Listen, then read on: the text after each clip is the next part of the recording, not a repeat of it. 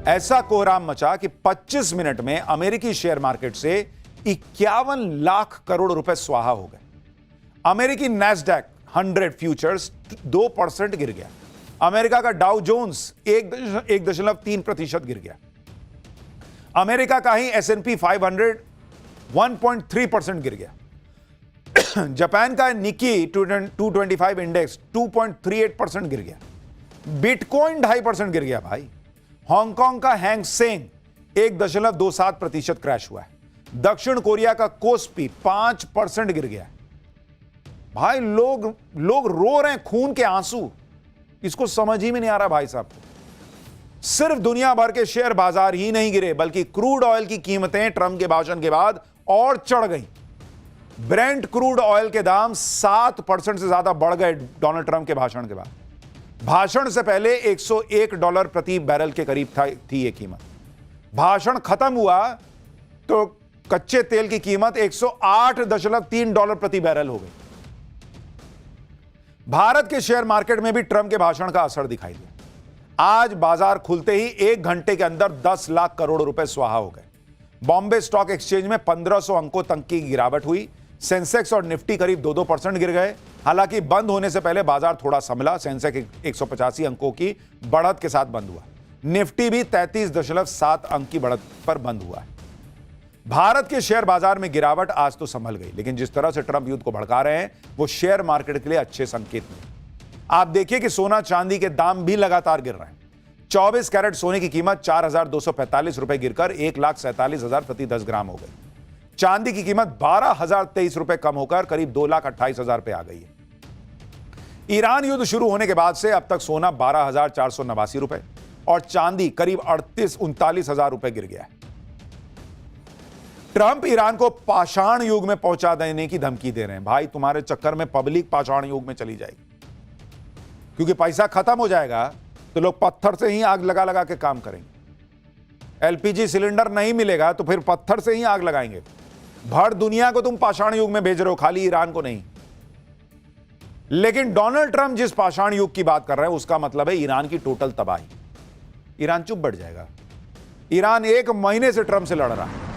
उसने करारा जवाब दे भी दिया कि कितनी भी धमकी देते रहो, जब तक ताकत है तब तक लड़ेंगे।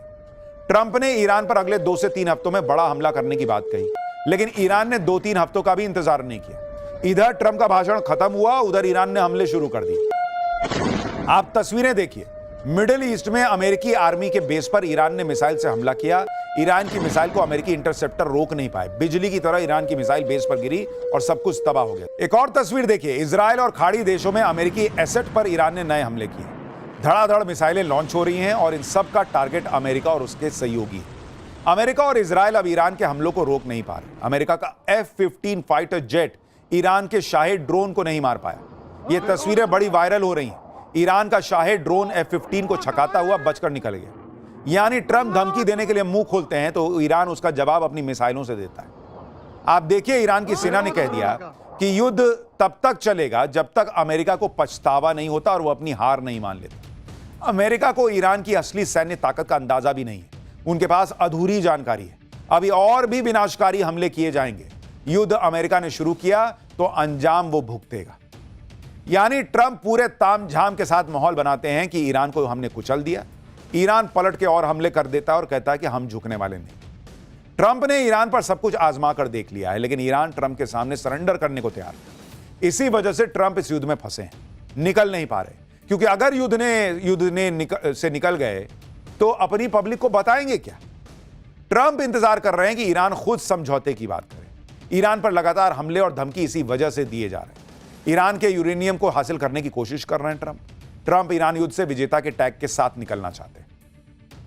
देखिए, चाहे इराक हो या फिर अफगानिस्तान या फिर वियतनाम युद्ध, सब जगह से अमेरिका बिना किसी अचीवमेंट के भाग गया।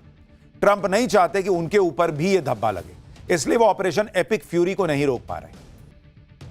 ट्रंप ने युद्ध रोकने पर तो कुछ नहीं कहा, बल्कि युद्ध भड़काने का ऐलान कर दिया। इतना ही नहीं, ट्रंप ने अमेरिका के सहयोगी देशों का मजाक भी उड़ाया। आप देखिए कि फ्रांस के राष्ट्रपति मैक्रो पर ट्रंप ने क्या कहा और मैक्रो ने क्या पलटवार किया।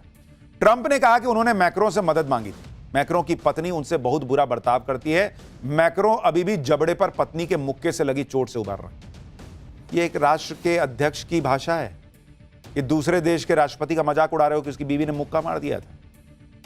इस पर मैक्रो ने कहा कि ट्रंप बहुत बोलते हैं, उनकी बातें ना तो शालीन है ना ही वो उच्च स्तर की हैं, ट्रंप के तौर तरीके भी अच्छे नहीं।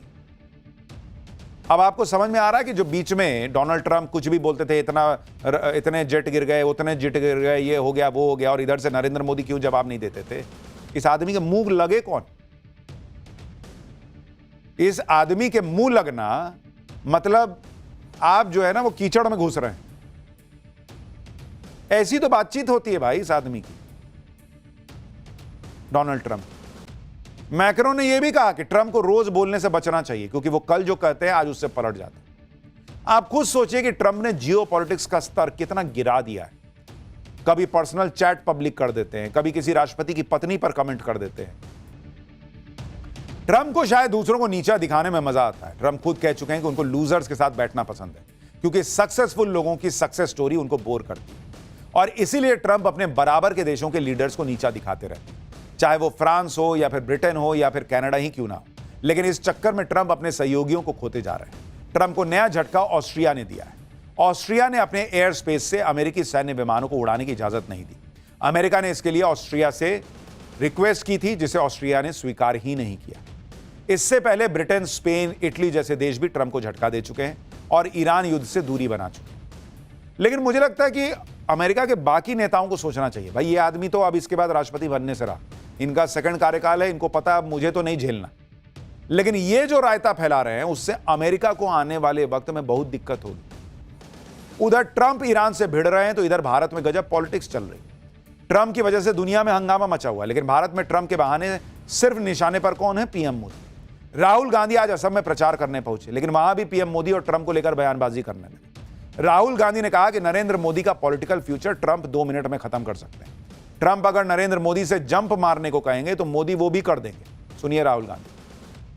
डोनाल्ड ट्रंप सबके सामने कहता है कि मैं नरेंद्र मोदी के पॉलिटिकल करियर को 2 मिनट में खत्म कर सकता हूं। डोनाल्ड ट्रंप नरेंद्र मोदी को हर रोज गाली देता है। नरेंद्र मोदी के मुंह से चू नहीं निकलती, क्योंकि नरेंद्र मोदी जानता है कि डोनाल्ड ट्रंप के हाथ में नरेंद्र मोदी का भविष्य है। मैं आपको यह क्यों बता रहा हूं? क्योंकि नरेंद्र मोदी को डोनाल्ड ट्रंप कंट्रोल करता है। अगर डोनाल्ड ट्रंप ने नरेंद्र मोदी को कहा कि जंप मारो, नरेंद्र मोदी पूछेगा कितना ऊंचा, और फिर जंप मारेगा। जब मैं राहुल गांधी को सुनता हूं और डोनाल्ड ट्रंप को सुनता हूं, दोनों के बातों में एक चीज कॉमन लगती है, दोनों की बातों का सिर पैर नहीं होता। आप कनेक्शन ही ढूंढते रह जाते हैं कि कहना क्या चाह रहे हैं, और दोनों का फोकस सिर्फ ये रहता है कि कुछ भी हो जाए, मुझे अपनी बात सही साबित करनी, जो राहुल गांधी कर रहे हैं अभी भी, कि किसी तरीके से पूरी कहानी को घुमा फिरा के नरेंद्र मोदी डरपोक है, इस पे ले आओ, कुछ भी बोलो आप, वो कहानी वहीं से वहीं घुमा के ले आए। खैर ये भी अपने आप में कला है, लेकिन वो कला चल नहीं रही। जीरो हमने इन्वेंट किया, हमने बताया दुनिया को, जहां योग है वहां रोग नहीं। सबसे पुरानी सभ्यता है हमारी। गुलामी से तो और देश भी लड़े भाई, पर आजादी के लिए अहिंसा का रास्ता बस हमारा था।